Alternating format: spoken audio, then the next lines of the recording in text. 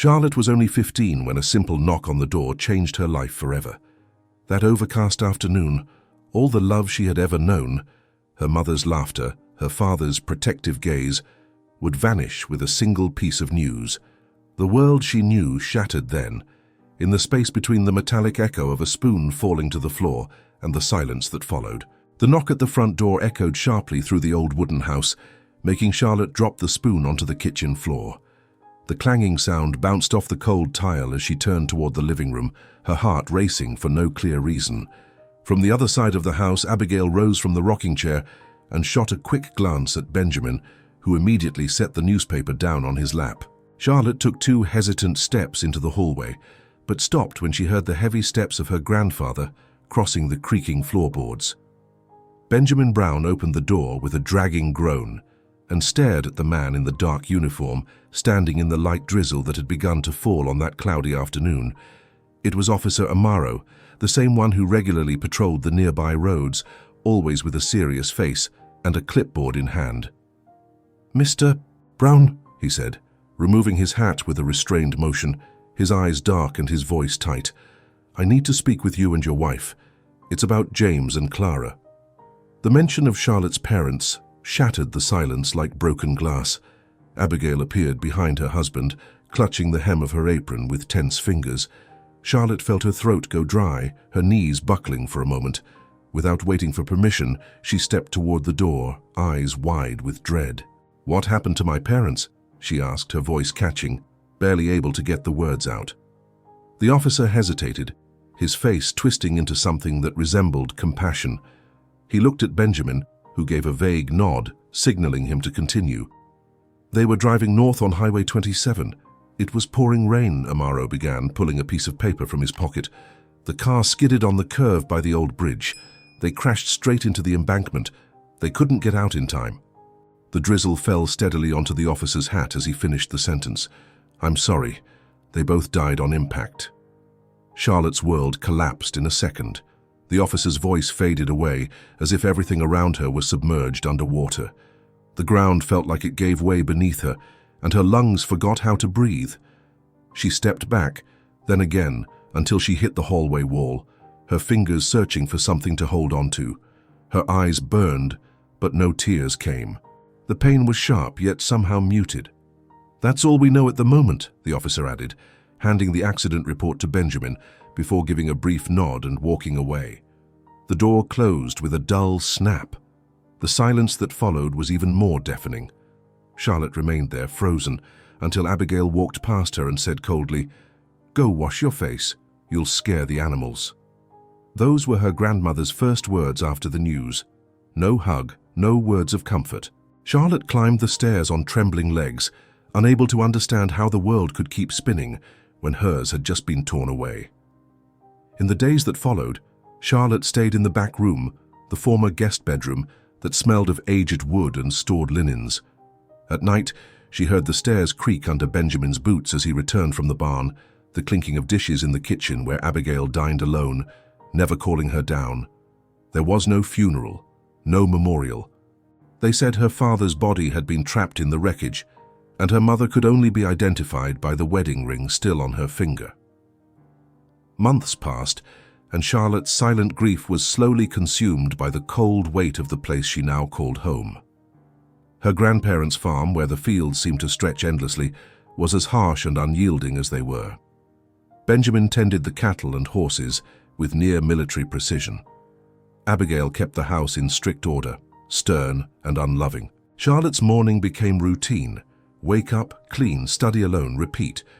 No conversation, no affectionate gestures. She tried to keep up with her studies.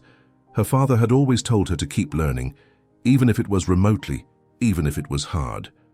Charlotte enrolled in a veterinary technician course for farm animals, but Abigail controlled the internet and the old desktop in the living room, restricting her access. "You're not going to pay the bills fiddling with that thing," her grandmother would say. Charlotte learned to stay quiet. She spent her nights sitting by the bedroom window, watching the horses under the moonlight, remembering when her father used to lift her onto Lucky, the brown horse they had sold after the tragedy. She brushed her long, straight hair in mechanical strokes, as if trying to keep some piece of the past alive. Gradually, The girl's beauty began to stand out, for even in simple clothes and with a melancholy expression, Charlotte drew attention. Her pale skin contrasted with her dark brown hair, and her honey-colored eyes were as deep and intense as her mother's. She seemed to fill the space around her without saying a word. Benjamin noticed. He didn't say anything, but he watched. He watched when delivery men looked a little too long, when the feed guy asked about her, even when the town vet, a man in his 40s, made friendly remarks. He understood what that girl, now a woman, might be worth. One muggy summer afternoon, as Charlotte returned from the stables with muddy, straw-covered shoes, she heard Benjamin and Abigail talking on the back porch. Their voices were low, but the dry wooden walls let every word slip through. "She's 18 now, it's time. He's willing to take her, doesn't even know her. The man's over 50 and lives alone on that big property. Lost his wife years ago, wants a quiet girl. And he'll pay up front? Part of it. The rest at the wedding." Charlotte staggered back like she'd been punched in the stomach. The sweat on her hands turned cold, and the bucket slipped from her fingers, hitting the ground with a dull thud. That night, she skipped dinner, lay curled on her side in bed listening as the house settled into sleep. For the first time since her parents died, she felt real fear. Not the fear of pain, but the fear of becoming invisible inside a life she hadn't chosen. And yet, inside that house, she was already almost that, invisible, replaceable, negotiable. Outside, the full moon lit the silent fields with a glow that couldn't reach the shuttered windows. Inside the house, and inside Charlotte Brown's chest, everything was shadow. "He's coming here tomorrow morning," said Benjamin, lowering his voice as he pushed the kitchen door open with his shoulder. Charlotte, leaning against the hallway wall, held her breath. To untrained ears, her grandparents' conversation might have sounded ordinary, but she knew they were talking about her. The past few weeks had been filled with strange silences and exchanged glances that gave her chills. Now every word was a thread pulled from a fabric she hadn't even realized was being stitched around her. "And he's sure he wants this?" Abigail asked, removing the kettle from the stove and pouring the water into the teapot with automatic movements. "Did you explain that she's not talkative, that she's reserved?" "He wants someone like her, young, quiet, no drama. He said he doesn't want love, he wants peace in his house, and he's willing to pay for that." The air vanished from Charlotte's lungs. She stepped back silently, climbing the wooden stairs with light feet, each step feeling heavier than the last. When she closed the bedroom door behind her, the wood creaked softly, like a co-conspirator in what was happening. Hours later, Benjamin knocked on her bedroom door with a single dry rap. "Come to the living room, Charlotte. We need to talk." She came down with her stomach in knots, her eyes sunken from a restless night. Abigail was already seated at the end of the dining table, hands folded in her lap, lips pressed into a thin line. Benjamin stood looking at her with the same coldness he gave the cattle in the pasture. "We've made a decision," he began, straight to the point. "You're going to marry William McMillan." Charlotte felt the ground give way beneath her. "What?" she whispered, her voice raw.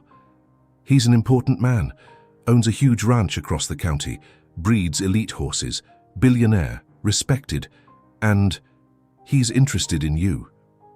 "Interested?" She almost laughed, but the sound came out as a sob. "I don't even know him." "You don't need to," Abigail said, her expression indifferent. "Knowing someone isn't everything in a marriage. What matters is he's a serious man and will give you a much better life than the one you have here." "I don't want to get married," Charlotte shouted, her whole body shaking. "This is insane. You can't force me." "We can," Benjamin said, arms crossed, eyes like stone. "And we already have. It's all arranged." Charlotte stepped back, tears welling in her eyes. "You sold me, is that it?" "We took care of you all these years," Abigail snapped. "We gave you a roof, food, education. You think that was for free? I'm not a debt. I'm a person," she screamed, her voice cracking. Benjamin stepped closer, lowering his face to her level. "You don't have a choice, Charlotte. The wedding's in 2 weeks. He's coming tomorrow to meet you. You'd better smile and be polite." She bolted up the stairs, her footsteps echoing as her heart pounded so hard it felt like it might burst. She locked the bedroom door and threw herself onto the bed, fists pressed against her eyes. The tears came in waves. hot, violent, relentless. She couldn't understand how things had come to this, how someone could have so little regard for her life that they would give it away like livestock. The following days dragged by like time in a prison. Charlotte didn't leave the house, didn't speak to anyone. She avoided even looking out the window, terrified she'd see a black car approaching on the dirt road. But it came. William McMillan arrived on a cloudy morning, driving himself in a black sedan with clean, sharp lines. Charlotte watched from the gap in the curtain, heart racing. He was tall, with a rigid posture. He wore dark jeans, polished leather boots, and a simple white shirt. His dark brown hair was graying slightly at the temples and combed back neatly. His face was calm, serious. No smile, no rush. "Mr. McMillan," Benjamin greeted, extending his hand. "Welcome." "Thank you." William's voice was deep, low, measured. "Charlotte's a little nervous," Abigail said, standing beside her husband, "but she'll be down soon. Girls are like that." William simply nodded. He didn't ask questions, didn't demand to see her immediately. He just entered, sat at the kitchen table and accepted the coffee Abigail served. Charlotte came down a few minutes later, as if walking to a gallows. She wore a simple cotton dress, her hair loose over her shoulders. His eyes met hers. There was no sparkle, no coldness, just calm observation. Charlotte didn't know if that was good or bad. "Miss Brown," he said, standing. "Mr. McMillan," she replied, her voice barely audible. "William," he corrected with a slight nod. Their conversation lasted less than 10 minutes. He didn't touch her, didn't smile, but he wasn't rude either. He asked 2 direct questions. "Do you like horses?" And "Do you plan to keep studying after the wedding?" Charlotte said yes to both, though she wasn't even sure what she wanted anymore. When he left, he took with him a strange feeling. He didn't seem cruel, but he didn't seem moved either. It was as if all of this was part of a plan he was simply carrying out. In the days that followed, the preparations began. Abigail pulled an old white dress from the closet, an antique wedding gown kept for decades. She had it altered and fitted. Charlotte had no say in anything. Even the bouquet was chosen without her, white roses. "It's classic and modest," Abigail said, smoothing the fabric with hurried fingers. Charlotte cried every night silently. She knew no one would hear, and even if they did, they wouldn't care. The room that had once just felt lonely now felt like a tomb. On the morning of the wedding, the sky was clear, but the air was heavy. Charlotte was dressed by the housekeeper William had sent.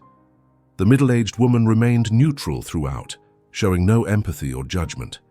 At exactly 10 o'clock, a black pickup truck with tinted windows pulled up in front of the farmhouse. William stepped out, adjusting his shirt cuffs and walking steadily to the door. Charlotte wore a stiff white dress, light makeup, and her hair in a simple bun. She looked like a painting. Inside, she was hollow. The ceremony took place in the side yard of the Browns' house. A justice of the peace came from town, accompanied by an assistant. There were no guests, no music, no celebration, only dry words exchanged in a space filled with obligation. "Charlotte Brown, do you take William McMillan as your lawful husband?" She swallowed hard. Her eyes dropped for a second, as if searching for an escape in the packed dirt beneath her feet. When she lifted her head, she saw her grandparents, tense and expectant. The man in front of her, unmoved. "Yes," she said, almost inaudibly. The ring slid onto her finger like a polished golden shackle. There was no kiss. William only gave a small nod and offered his arm. Charlotte took it, mechanically. She was now the wife of a man she didn't know. At 18. Sold. Silenced. Branded with a new last name that meant nothing to her. Not then. As the pickup pulled away from the farm and the dust rose behind them, Charlotte sat silently beside William. The road stretched ahead, long and unfamiliar. Behind her, there was nothing she could call home. Ahead, only a long, quiet road, and a fate stitched without her consent. Fear tightened in her chest with every passing mile like a poorly tied knot. The truck door shut with a dry click. Ending the ceremony without celebration, without laughter, without applause, Charlotte adjusted herself on the dark leather seat, her pristine white dress wrinkling under its own weight. Her hands rested tightly in her lap, fingers interlocked so firmly that her knuckles turned white. William started the engine without saying a single word. The hum of the motor filled the dense silence inside the vehicle as the miles passed beneath a grey sky that already hinted at dusk. Outside, the rural landscape crawled by, open fields, barbed wire fences, and scattered trees. Charlotte stared without really seeing. Inside, anxiety built like a storm about to break. She wanted to disappear, to vanish into the vastness of the endless land. But there she was, sitting beside a man who was now her husband, and that felt more unreal than any nightmare she had ever known. William kept his eyes on the road, focused, hands steady on the wheel. He still wore the same white shirt from the ceremony, the collar slightly unbuttoned, the jacket now hanging from the hook behind the seat. The silence between them was thick, not filled with contempt but distance, like two strangers sharing the same breath. When the iron gates of the property opened automatically, Charlotte's stomach tightened. The entrance was lined with symmetrical trees and a gravel path that led to the main house, a colonial-style mansion with white columns, wide verandas, and tall windows with dark trim. It looked like something from an old photograph, too beautiful to be real, too orderly to be lived in, too cold to be welcoming. William stopped the car at the base of the main staircase. A man in a dark grey suit and neutral expression approached the door. He opened it quickly and gave a slight nod. "Mr. Macmillan, Mrs. Macmillan, welcome," he said, stepping back with practiced elegance. Charlotte stepped out hesitantly. Her dress dragged across the light stone steps, the hem already stained with nerves. William offered his hand briefly, but she hesitated. He didn't insist, just turned and motioned subtly for her to follow. The main hall was wide, with polished marble floors that reflected the soft glow of a golden chandelier. A Persian rug stretched from the entryway to the dark wooden staircase. Framed paintings lined the light-colored walls, and the scent of freshly cut flowers floated in the air from well-placed arrangements on side tables. "I'll show you your room," William said in a calm, almost impersonal tone. Charlotte simply nodded. Her voice seemed to have been left behind somewhere on the road between her grandparents' farm and this mansion where she was now expected to live as a wife. They climbed the stairs in silence, their steps muffled by the thick carpet. He opened a pair of double doors at the end of the hallway. The room was larger than her grandparents' entire house. A smaller chandelier hung from the detailed ceiling, and a canopy bed with sheer curtains stood at the center. There was a vanity, a built-in wardrobe, and an armchair by the window, which looked out over the farm fields. "This will be your room," William said. "Your bags were already brought up." Charlotte stepped in slowly, as if the floor might give way beneath her. The housekeeper appeared in the doorway, discreet and composed, and gave a small curtsy. "Mrs. Macmillan, may I bring you something? Tea? Bath linens?" she asked kindly. "No, thank you," Charlotte whispered. "You have clean clothes in the dresser," the woman said. "If you need anything, I'll be in the hallway." She withdrew silently, leaving only the muffled sound of the door closing behind her. Charlotte stood still for a few seconds, her eyes scanning the room like she was searching for an invisible exit. She walked to the bed, sat on the edge, and exhaled the breath she'd been holding for far too long. Outside, the twilight sky glowed orange. Light streamed through the window, bathing the room in gold, but Charlotte only felt cold. The silence was suffocating, thick like a damp blanket. Minutes later, the door opened again, this time with a soft creak. It was William. He had removed his tie, and the top two buttons of his shirt were undone. His expression was calm, though distant. Charlotte tensed slightly, her fingers clutching the white linen bedspread. "Are you all right?" he asked, not coming too close. She nodded, unable to meet his gaze. "It's a big house," he said, glancing around. "It can feel lonely, but you don't need to be afraid." Charlotte finally looked at him, her eyes shimmering with unshed tears. He didn't seem threatening, but she was still locked inside herself, and no words could reach that place. I'm not ready," she whispered, her voice faltering. William held her gaze for a moment, then nodded slowly. I understand." He didn't say anything else. He stepped back toward the door. "You should rest. It's been a long day." He paused. "If you need me, I'll be in the study. Good night, Charlotte." Then he left, closing the door gently behind him. Charlotte sat a while longer on the edge of the bed, staring at nothing. When the weight in her chest became unbearable, she lay down on the still pristine sheets, her body trembling with exhaustion. Tears rolled silently, staining the pillow as night fell over the farm. Hours later, when she got up for a glass of water, she moved quietly through the dark hallway. As she descended the stairs, she noticed a light on in the reading room. She approached slowly and peeked through the door. There was William lying on the sofa with a light blanket over his legs. He slept on his side, one arm tucked beneath his head. Charlotte stood there for a moment, watching. He could have shared the bed with her. After all, they were legally married. But he didn't. He hadn't tried. He hadn't even looked toward the bedroom. She went back upstairs in silence, unsure of what to feel. The fear was still there, but something new was starting to form, something she couldn't yet name. That night, for the first time since the day she lost everything, Charlotte fell asleep with one certainty.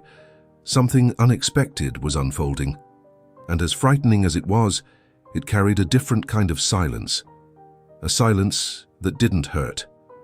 Charlotte knocked softly on the dark wooden door, hesitant, her fingers still trembling. On the other side, she heard the muted sound of papers being stacked and a chair creaking. The doorknob turned, and the office door opened slowly, revealing William, his shirt slightly wrinkled, sleeves rolled up to the elbows, expression calm. "Good morning," he said, not surprised, but with a warmer tone than she had expected. Charlotte looked away for a moment, feeling her cheeks flush, but gathered the courage to speak. "I just wanted to say thank you.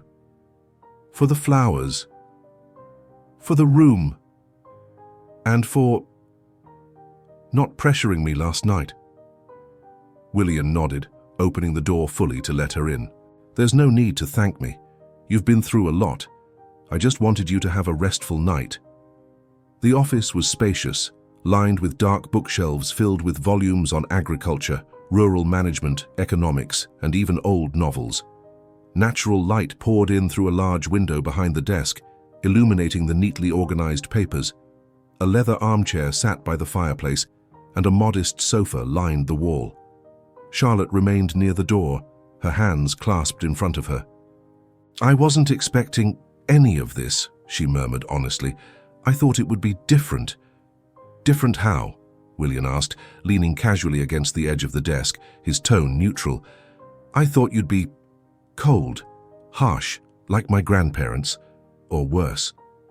William studied her for a moment, his blue eyes meeting hers. "That's understandable, but I'm not like them." Charlotte let out a quiet breath, as if part of the weight on her shoulders had finally begun to lift. She glanced around, taking in the space. It felt warmer than the rest of the house. A discreet portrait on the shelf caught her eye. A young woman with a serene expression standing beside a younger William. "Your wife?" she asked, motioning slightly with her chin. "She was," he replied without hesitation, "a long time ago." She didn't press further. The pain in his eyes was enough to show the subject wasn't meant for now. He stepped away from the desk and walked toward the window. "I can show you the ranch if you'd like," he offered, glancing at her, "when you feel ready." "I'd like that," Charlotte answered, surprised by her own sudden honesty. William nodded and turned back to his papers. She took the gesture as a quiet dismissal and stepped back. "Thank you again." "Charlotte," he said before she could leave. She stopped and turned. "You don't owe me anything. Not explanations, not gratitude. Just live in your own time." She didn't respond. She simply closed the door gently behind her, her heart beating in a new rhythm. In the days that followed, Charlotte began to move around the house more, though still with quiet steps and cautious gestures. The housekeeper, who introduced herself as Dottie, proved to be kind and attentive, offering to make Charlotte's favorite dishes once she learned of her fondness for homemade pies. "Do you prefer apple or peach pie?" she asked one day, with a gentle smile. "Apple." "With cinnamon?" Charlotte replied, surprised that someone had asked. William kept his distance, but always with small, subtle signs of care. One afternoon, Charlotte found a sturdy paper box on her desk, tied with a small blue ribbon. Inside was a leather-bound notebook, a fountain pen, and a handwritten note. For your thoughts, for your voice, even if you write only for yourself. W. She sat on the edge of the bed with the gift in her lap, her heart warmed by something so simple, yet deeply symbolic. Someone was offering her a voice, even if she didn't yet know how to use it. The next morning, Charlotte saw William in the horse training field, speaking with one of the ranch hands. He wore dark jeans, heavy boots, and a blue shirt rolled at the sleeves, damp with sweat from the heat. Seeing him there, so at ease, so human, stirred something in her chest. It wasn't attraction nor fear. It was a strange kind of respect.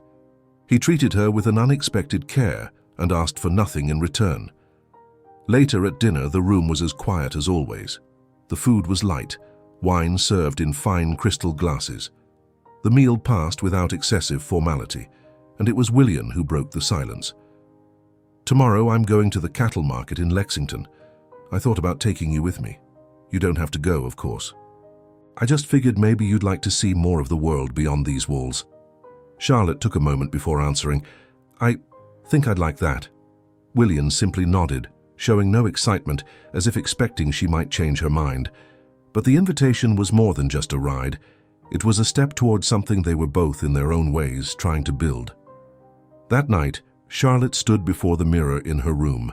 She let down the bun in her hair, brushed the strands slowly, then sat by the window. The notebook he had given her was open on her lap, and the pen had already filled its first lines. Today, for the first time, I felt less like a prisoner. As the lights in the house went out and the night breeze danced through the white curtains, Charlotte fell asleep with a quieter mind. There was still fear. There were still shadows. But between them, a faint light had begun to glow. And it came from him, from the man she had learned to fear, but who now looked at her with eyes that seemed to say, "You exist." The knife clinked softly against the porcelain as William sliced through the fillet medallion with precision. Dinner was served on a long, elegantly set table in the main hall of the house. Charlotte sat at the opposite end, her hands resting in her lap, eyes fixed on the plate before her. Something felt different that night, a quiet attention in the details. The centerpiece was made of white lilies and roses, her favorite flowers. The food was delicately seasoned, and even the glass in front of her held the wine she had once mentioned to the housekeeper Dottie, almost in passing. William watched her discreetly, as if each of her movements revealed another piece of a puzzle he was assembling slowly. Charlotte felt unsettled, but not afraid. It was as if something was about to happen, as if that night had been made to break the silence. "You don't have to drink if you don't want to," he said, nodding to the glass in front of her. Charlotte looked up, surprised by his thoughtfulness. "I know, but thank you." She lifted the glass slowly, taking in the gentle aroma of the wine before sipping. The warmth spread through her throat and chest, accompanied by the strange, not unpleasant feeling of being seen. William set down his silverware and leaned back slightly in his chair. The fireplace crackled softly behind him, casting golden shadows on the dark wooden walls. "You mentioned your parents once." His voice was low, calm. "Would you like to tell me more about them?" Charlotte's back stiffened. Her fork wavered in her hand before she set it gently down on the plate. She hadn't expected that question. No one ever asked about her parents, not even her grandparents. "My parents," she began, her voice more fragile than she intended. "They were kind. Unlike anyone I've met since—" She paused, steadying herself. William waited without interrupting. "My father was a farmer, like you. Not as big a place, though. He raised cattle, planted corn, harvested everything by hand. He taught me to respect the land, to read the signs in the sky, to listen to the wind." A faint smile appeared on her lips. "He used to put me on a horse when I was little and say the world was bigger than our eyes could see." William listened carefully, with no trace of judgment. Charlotte went on. "My mother was a cook, but not just any cook. She put her soul into everything she made. I remember her making apple pie on Sunday afternoons, humming softly while she kneaded the dough. She taught me to slice the apples thin and even, like a little dance. She lowered her gaze for a moment, her fingers brushing the rim of the wine glass. On Sundays, we'd go to the park by the reservoir. We'd bring a basket with cornbread, orange juice, and my father would tell stories about cowboys and shooting stars. I'd lay my head in her lap and watch the leaves moving above me. It was like time stopped. The silence that followed was thick with meaning. The image of her childhood hung in the air as if the words had brought back the sound of laughter, the scent of cornmeal cake, the warmth of hands that were no longer there. William finally spoke. "You lost them very young." "Yes," she replied softly. "I was 15. William tilted his head slightly. "Accident." Charlotte nodded, offering no details. "After that, I went to live with my grandparents." She took a breath, as if opening a door long sealed shut. "They did take me in, but not out of love. From the first day they made me feel like a burden, like everything they did for me was a debt I'd have to repay someday." William's jaw tightened slightly. His gaze darkened, but his expression remained composed. "They never asked how I felt, never wanted to know if I still cried at night or needed a hug. Over time, I realized they were just waiting for me to grow up, so I'd be useful." "Useful how?" Charlotte looked up, and for a moment, her eyes met his with raw pain. "They sold me, like I was show cattle, an investment that had finally paid off." William's knife stopped mid-air. He set it down slowly, but his fingers were tense. The firelight reflected in his eyes, now hardened with restrained anger. "They sold you," he repeated slowly, as if testing the words, wanting to break them with his teeth. Charlotte nodded. "They said they'd supported me for years, and now it was my turn to give back. They made it all sound logical, almost honest, and when I cried they called me ungrateful, told me I should be thankful to be chosen by someone like you." William stood up slowly, walked to the fireplace and turned his back for a moment, watching the flames. Charlotte followed him with her eyes, sensing something shift within him, something dense and old, a rage not aimed at her, but at what her pain represented. "They don't deserve what they have," he said quietly, almost to himself. "And you? You were never a burden, Charlotte, not to them, and certainly not to me." She stood, stepping closer with caution. She stopped a few steps from him, her heart pounding but steady. "Why did you choose me?" she asked, almost in a whisper. "Why did you agree to that kind of arrangement?" William turned to face her. His eyes, though darkened by the fury he struggled to contain, were filled with something she hadn't expected: regret. "I saw a photo of you, just one, and there was something in your eyes. A loneliness so much like mine it hurt. I didn't know what to do with that. I only knew I had to get you out of there. I didn't know how else to help, so I did the only thing I could think of." Charlotte hesitated for a moment, then asked, "And now?" William stepped forward, his voice lower. "Now, I just want to give you space, time, whatever you need, because if something's meant to grow between us, it should come from you, not from obligation, not from debt." Charlotte lowered her eyes, her chest heavy with old and new emotions. For the first time in a very long while, she felt heard, and that, more than any promise, was what she needed most. They stood there in front of the fire, without words. And the silence that night wasn't made of fear, it was made of listening, a safe place, where no words were required. Charlotte rested her head against the bedroom window pane and let her eyes wander across the dew-covered fields. The sky still held the last orange hues of dawn, and the silhouettes of the horses emerged like calm shadows in the distance. The silence of that morning felt different, not the oppressive silence of before, but something lighter, almost like an invitation to peace. Something had shifted inside her, a quiet restlessness, born from the growing tangle of emotions she felt every time her eyes met William's. She rose slowly, slipped a light coat over her nightgown, and descended the stairs with measured steps. Muffled voices came from the kitchen.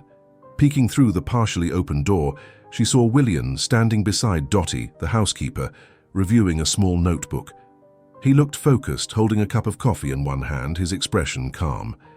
"Good morning," Charlotte said, surprised at herself for entering the room. William turned immediately, his expression softening. "Good morning." Dottie offered a small smile and quietly excused herself, leaving the two of them alone. "Did you sleep well?" he asked gently.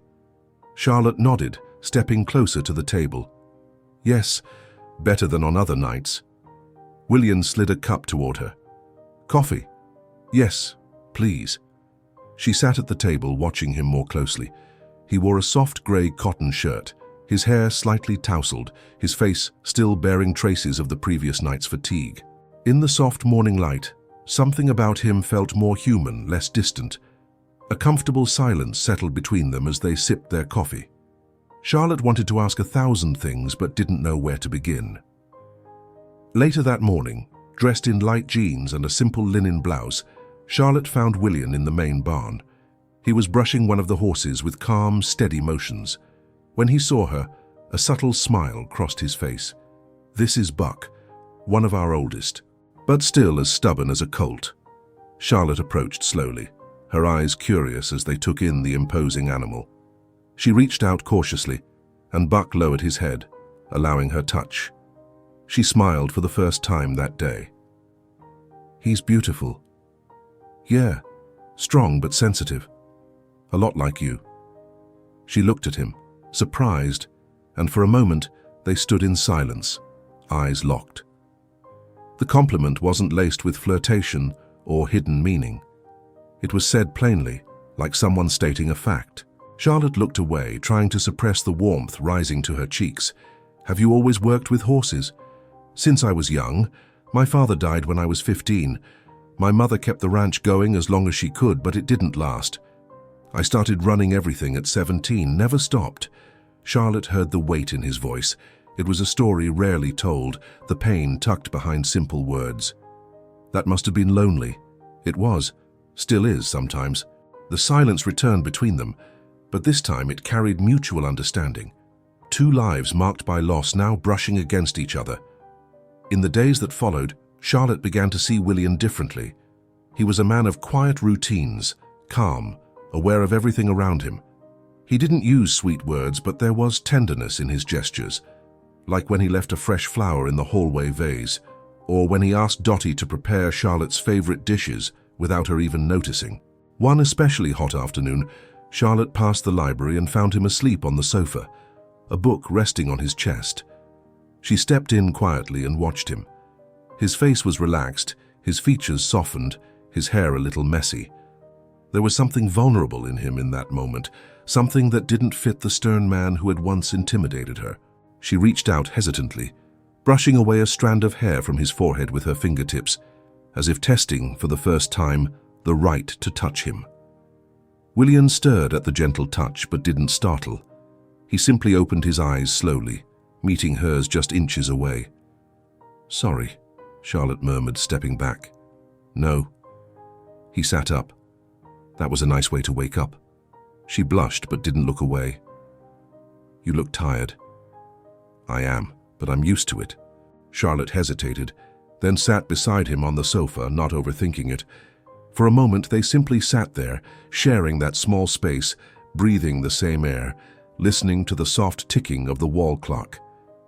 "You know," she began, her voice low, "when I arrived here I thought this would be a kind of prison, that you'd be like my grandparents, that all of this would feel like punishment." "I know," he said, "and I don't blame you for that." She turned to him, her eyes filled with an emotion she still didn't fully understand. "But now I think maybe you saved me from them."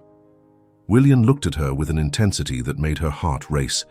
He said nothing, simply reached for her hand and placed it gently on his knee. Charlotte didn't pull away.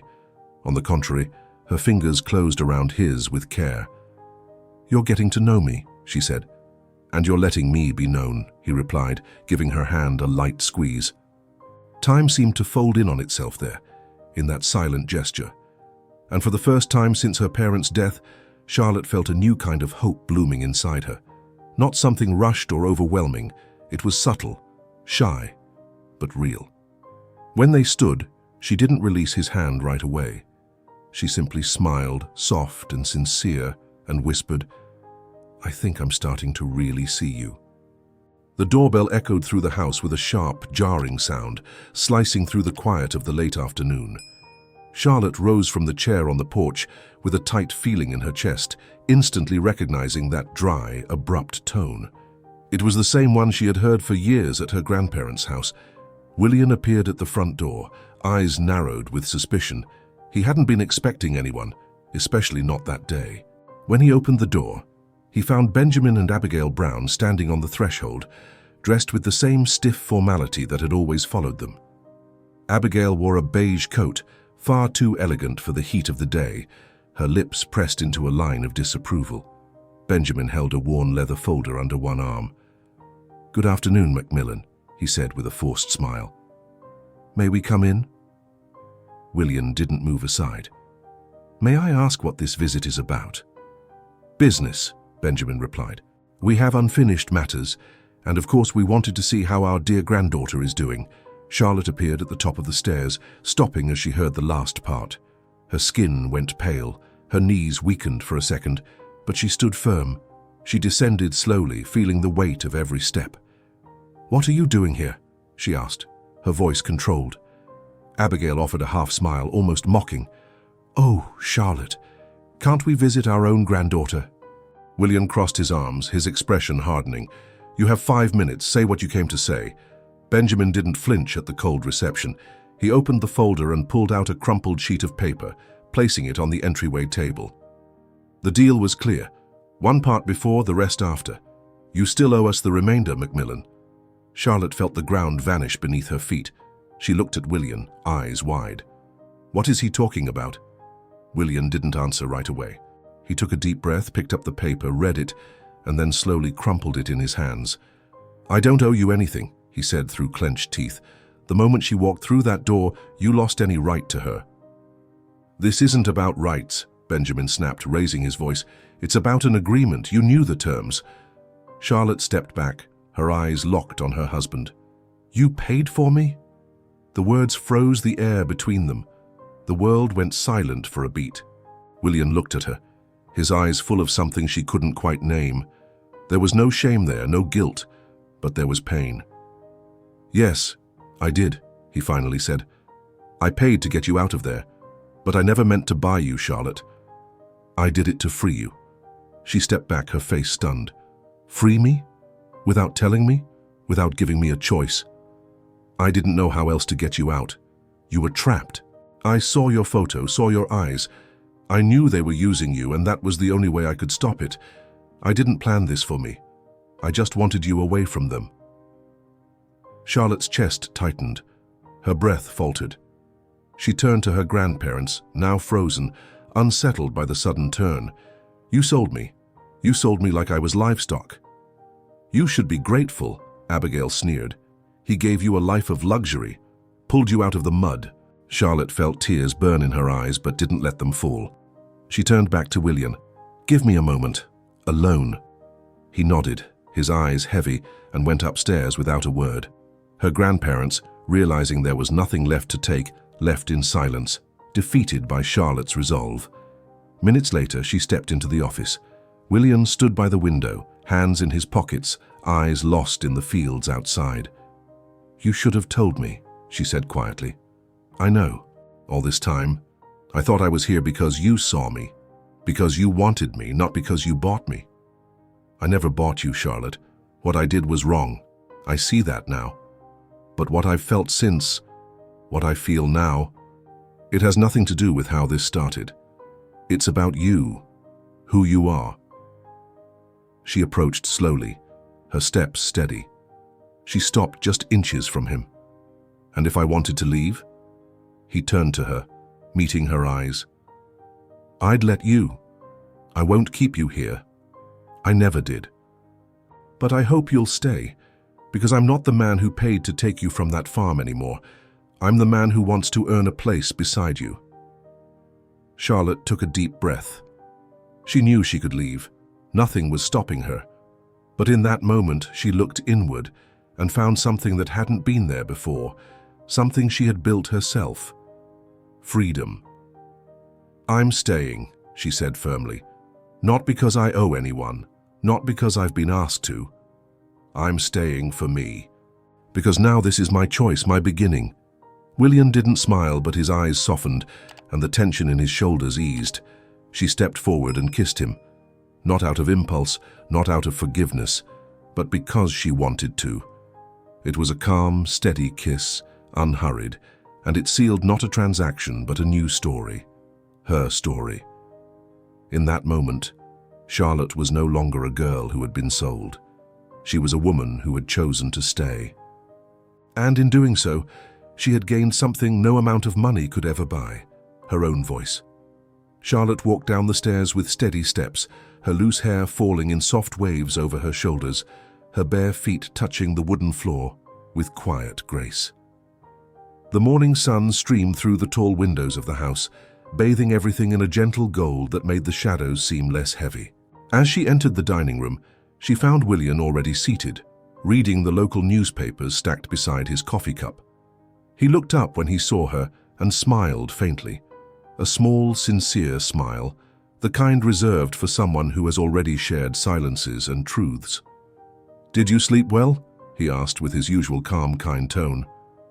"I did," Charlotte said, approaching and pouring herself a cup of coffee. "Strangely well." William set the paper down. "Strangely," she nodded with a soft smile. "Because for the first time in a long while, I feel like I'm exactly where I'm supposed to be." The confession lingered in the air for a moment, and William didn't respond right away. He simply looked at her, as if still learning every new expression she offered.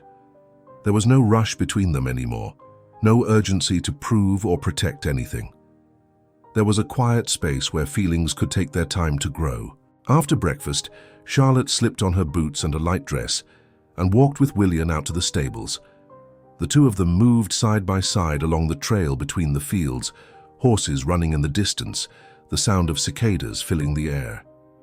She now knew the names of nearly all the animals.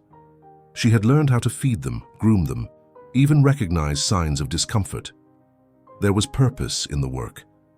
Taking care of the horses had become, in many ways, a way of taking care of herself. "I've been thinking about starting a small rescue center here on the ranch," she said as they walked, "for horses that have been mistreated, ones that need a place to start over." William stopped and looked at her with surprise and admiration in his eyes. "That's an excellent idea, Charlotte." She shrugged, smiling shyly. "If I can get a second chance, why shouldn't they? Every wounded soul deserves a place to heal. I found mine. Maybe I can build one for them too." William took her hand. The gesture was natural, without ceremony, as if it had always belonged between them. "You're stronger than you think," he said. "I'm not. I'm just trying not to be afraid anymore." Later that afternoon, William took her to a place she had never visited before.